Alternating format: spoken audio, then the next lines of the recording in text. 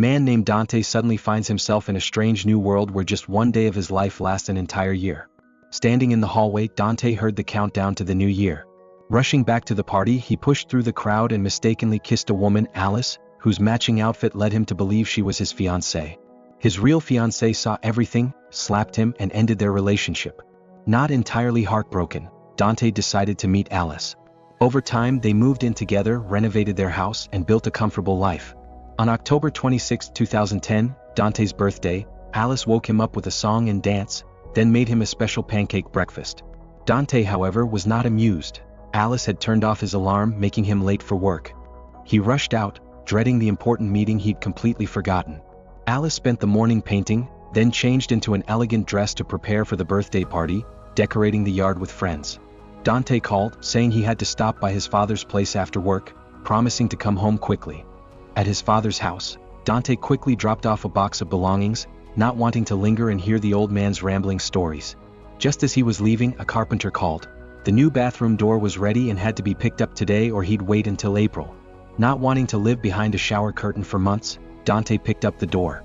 After struggling to load it and speeding home, he got stuck in heavy traffic.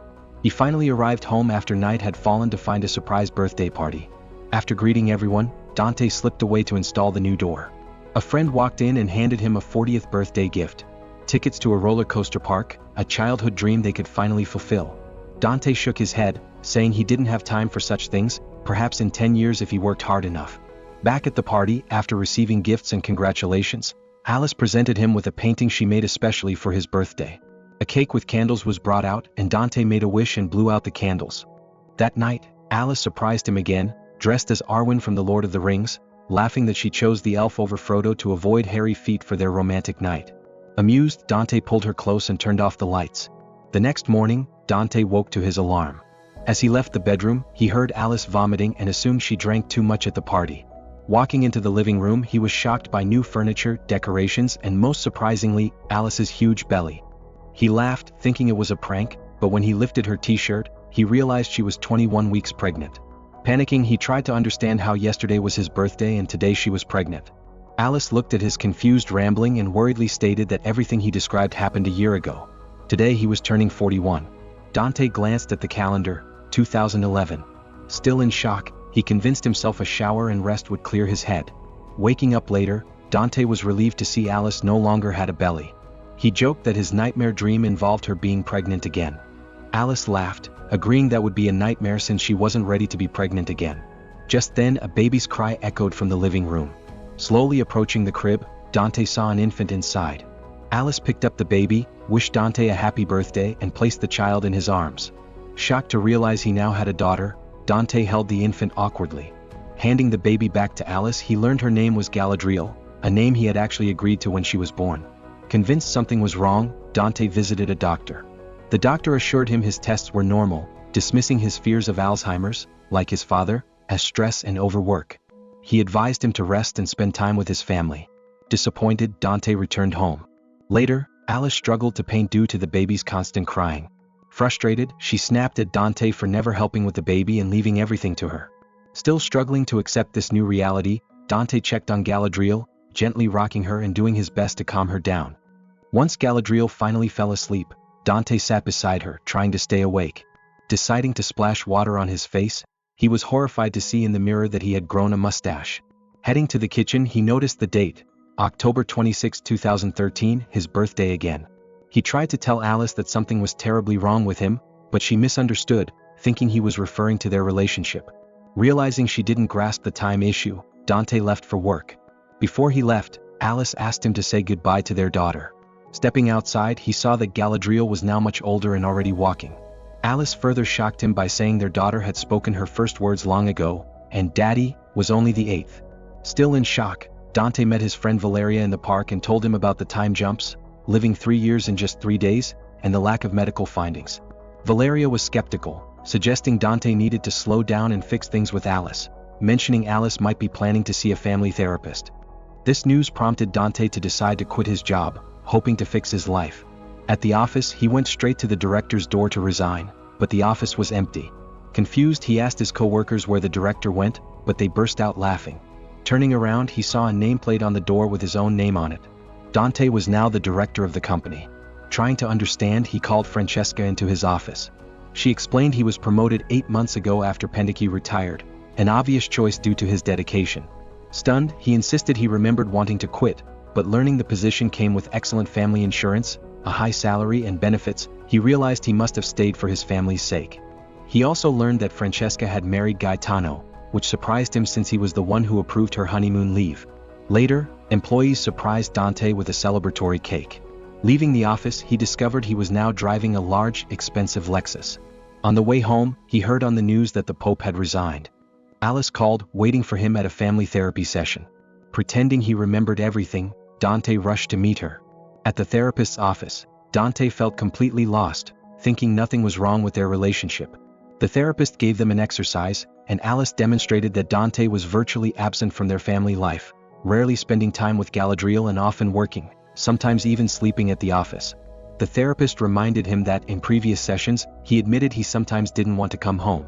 Overwhelmed, Dante snapped, yelling that he worked himself to death for her, just so she could stay home and draw her little pictures.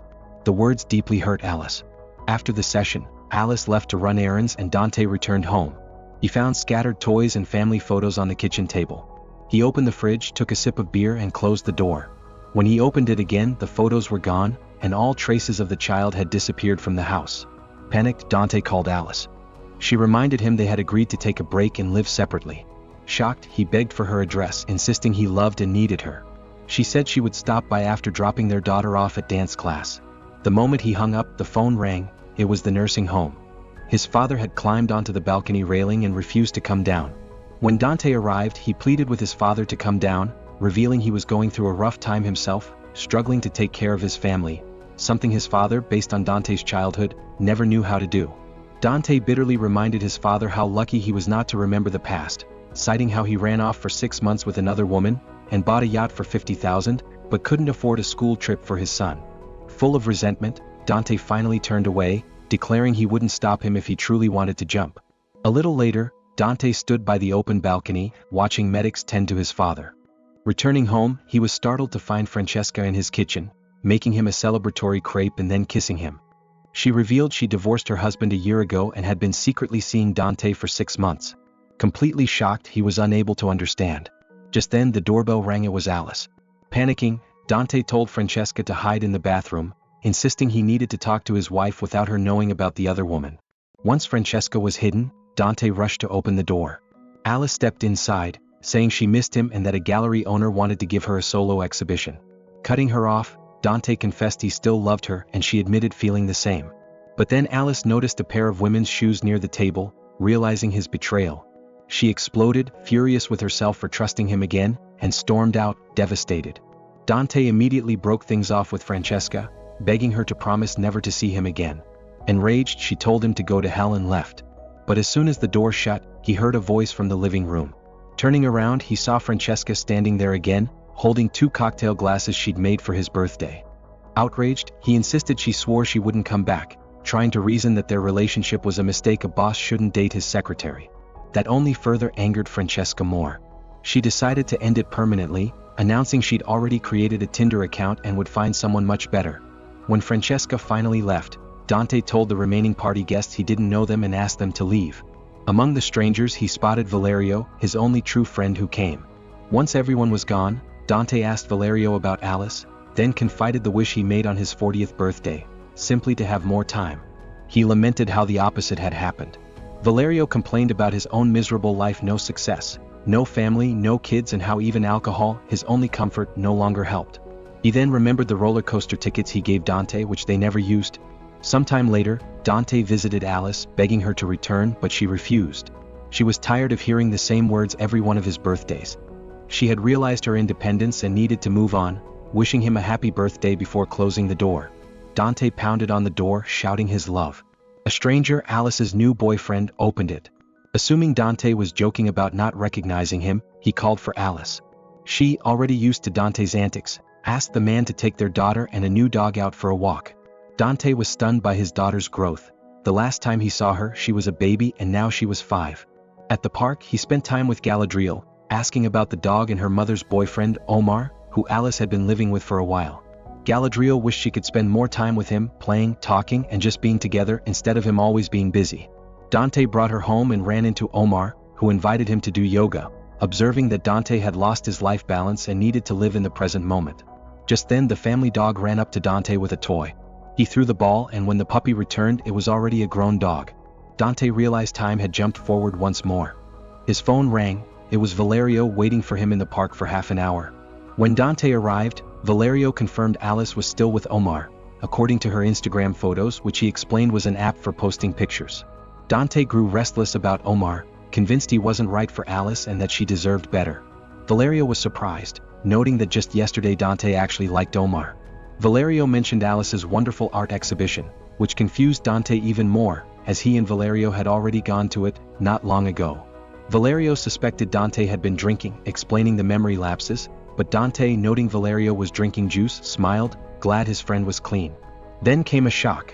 Valerio revealed he had cancer and was undergoing therapy, with only 5 more sessions before doctors could assess his chances of recovery. As they walked, Dante remembered the roller coaster tickets.